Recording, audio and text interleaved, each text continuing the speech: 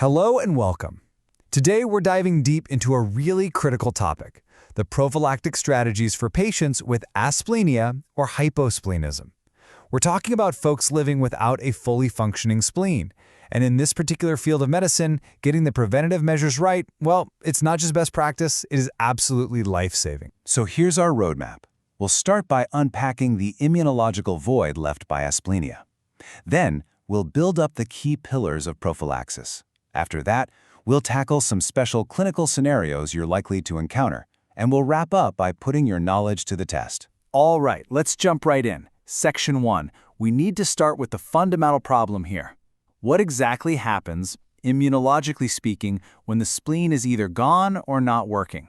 And why does this absence create such a profound, critical risk? So asplenia, or hyposplenism. At its core, it just means the spleen is either physically absent or functionally useless. Now, a person can be born this way, that's congenital, but far more often it's acquired, maybe through surgical removal or because a disease like sickle cell has effectively destroyed it over time. And you know, while a blood smear might give us some hints, to really know for sure if a spleen is working, you often need to go to the gold standard, advanced imaging like scintigraphy. This really brings us to the heart of the matter. Why is this one organ so incredibly vital for our immune defenses?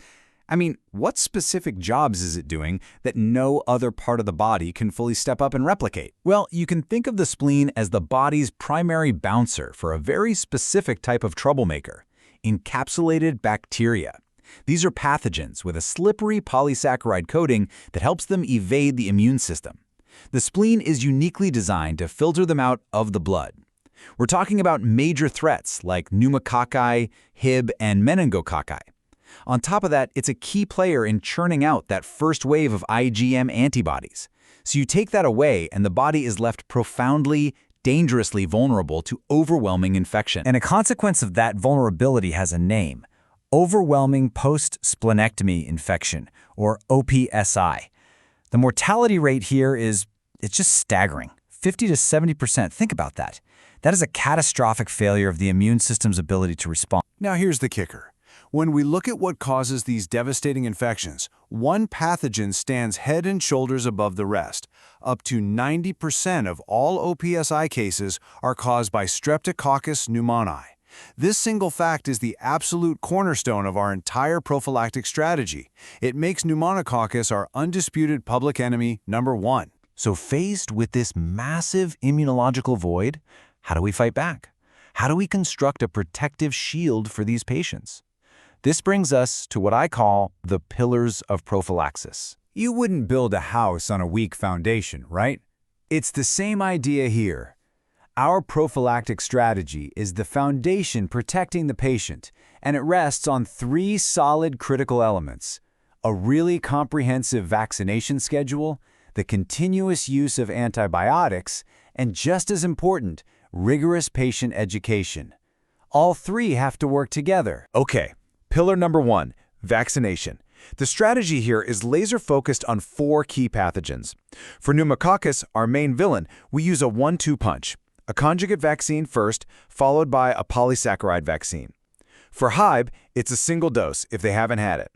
For meningococcus, we need broad coverage, so that means a vaccine for serogroups ACWY plus 2 doses for serogroup B. And finally, don't forget the annual flu shot. It's crucial for preventing the secondary bacterial infections that can follow influenza. Pillar 2 is antibiotic prophylaxis.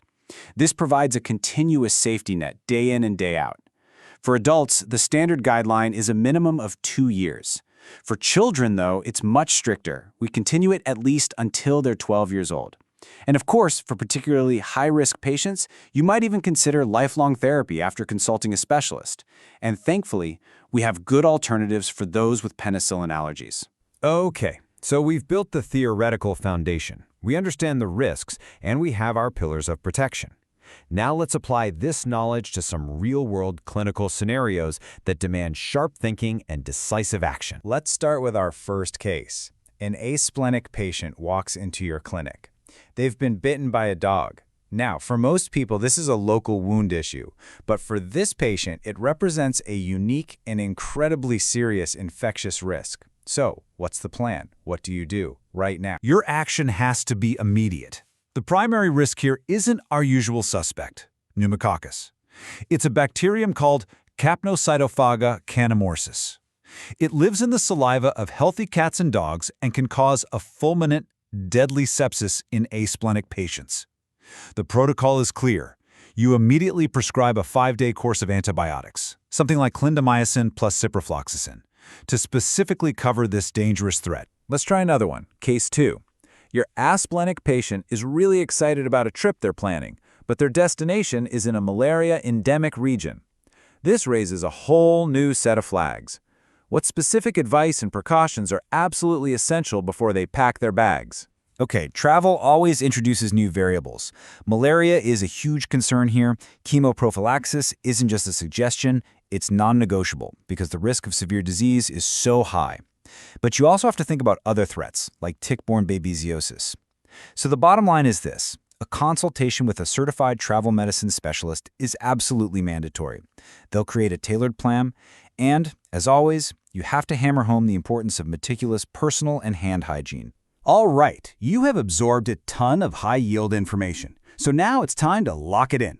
Let's run through a few quick questions to test your expertise on the key concepts we've just covered. Ready? First question. Which of these encapsulated bacteria is our absolute highest priority risk in Asplenia, based on how often it causes these devastating post-splenectomy infections? Question 2. For a standard risk adult patient with functional asplenia, what is the minimum recommended duration for that continuous daily antibiotic prophylaxis? And for our final and maybe more nuanced question, why do we go to the trouble of using a combination of pneumococcal vaccines? What specific immunological principle are we trying to leverage with that 1-2 punch strategy? The answer to question 1 is C, pneumococci. And as we saw in that bar chart earlier, this pathogen is the culprit in up to 90% of all overwhelming post-splenectomy infections. That's why it's our highest priority for prevention, hands down. And the correct answer for the second question is C, 2 years. That's the minimum baseline guideline for adults. Remember, for children, the rule is even more stringent. We continue prophylaxis at least until they turn 12 years old. The answer to our third question is D, to overcome hyporesponsiveness. This is a fascinating immunological concept. It turns out if you repeatedly give the polysaccharide vaccine by itself, you can actually blunt the immune response over time. So, by priming the immune system with the conjugate vaccine first, we ensure a much more robust and durable antibody response, which is absolutely critical in this vulnerable population. Let's end with what is arguably the single most important clinical takeaway from this entire explainer. It's a mantra you should never forget. For the aspletic patient, a fever is never just a fever. It is a full-blown medical emergency that requires immediate, decisive action. That constant vigilance is, in the end, their ultimate safeguard. Thank you for joining me today.